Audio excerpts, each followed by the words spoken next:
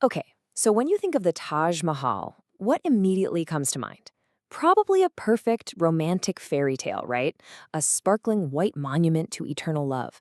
Well, the reality recorded in history is actually far more intense, gritty, and honestly fascinating than a simple postcard could ever convey.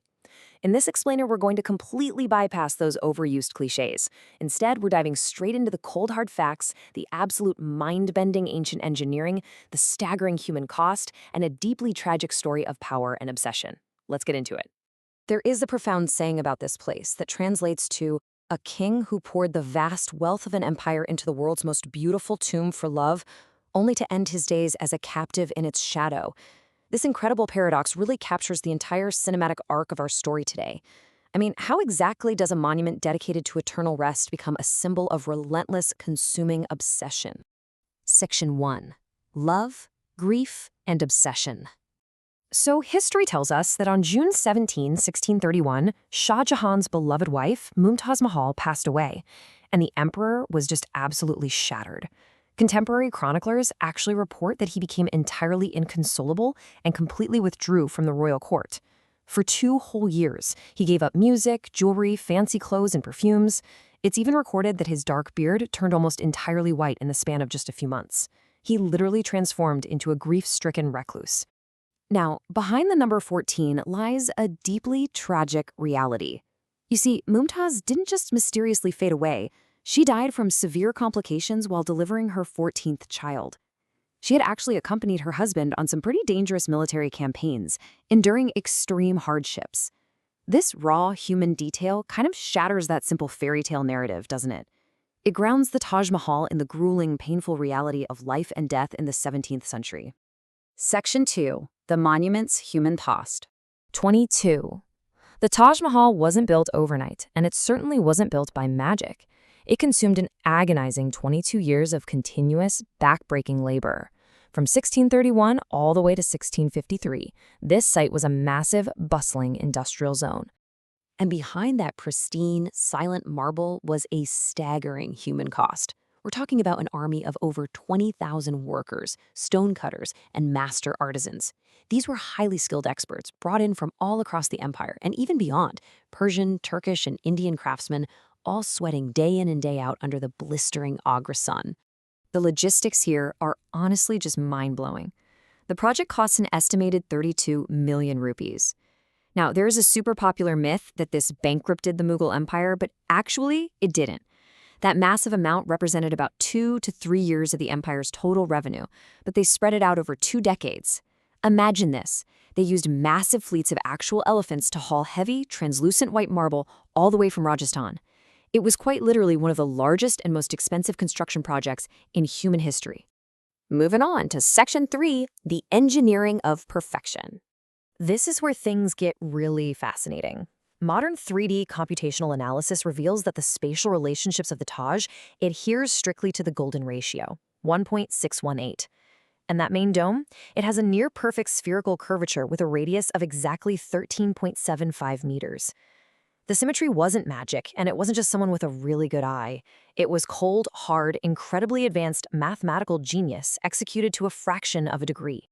Now look closely at the 4 minarets surrounding the main dome. They look perfectly straight to the naked eye, right? Well, actually, scratch that. They aren't. Engineers deliberately tilted them outward. For example, the southwest minaret tilts outward by 8.5 inches. Why would they do that?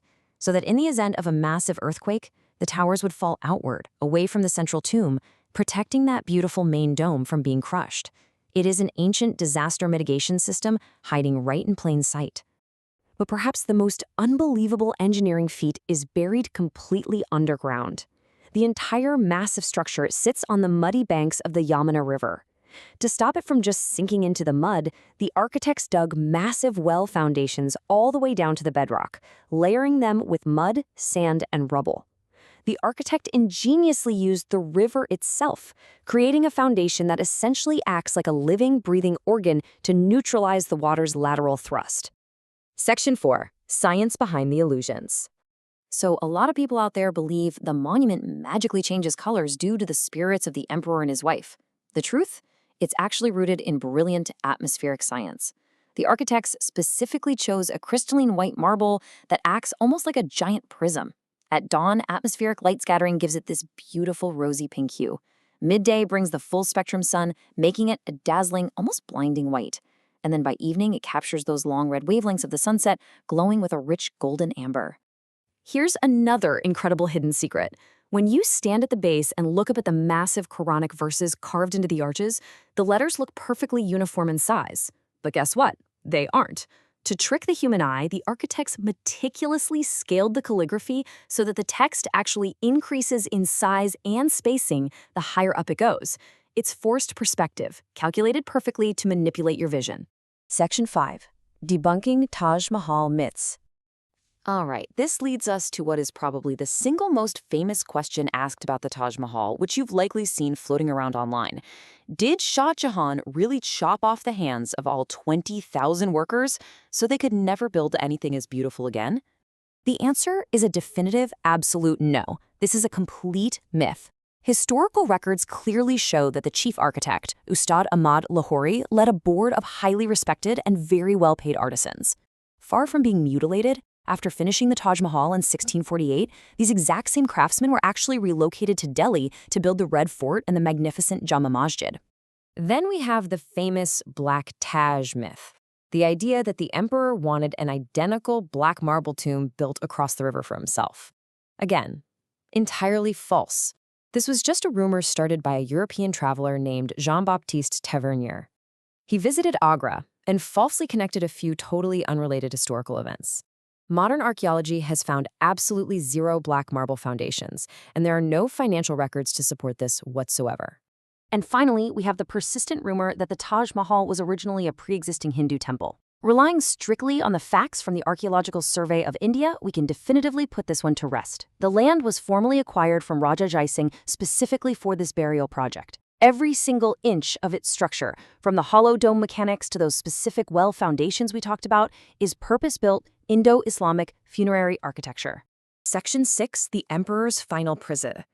Just a few years after completing his magnificent obsession, Shah Jahan's entire world collapsed. In 1658, a bitter war of succession broke out. He was deposed and brutally imprisoned. And the wild part? It wasn't by an invading army, but by his own son, Aurangzeb. His obsession with the Taj had consumed immense resources and attention, and ultimately, it cost him his freedom. He was locked away in the Agra fort. For the final 8 years of his life, the once great emperor was confined to a small pavilion. He was forced to helplessly gaze across the river at the beautiful, haunting tomb he had spent his life building for his wife. The historian Arnaf notes that the Taj truly grew in sorrow and correctly calls it a monument of grief. So, what should we take away from all this? Well, the Taj Mahal is so much more than just a symbol of romance.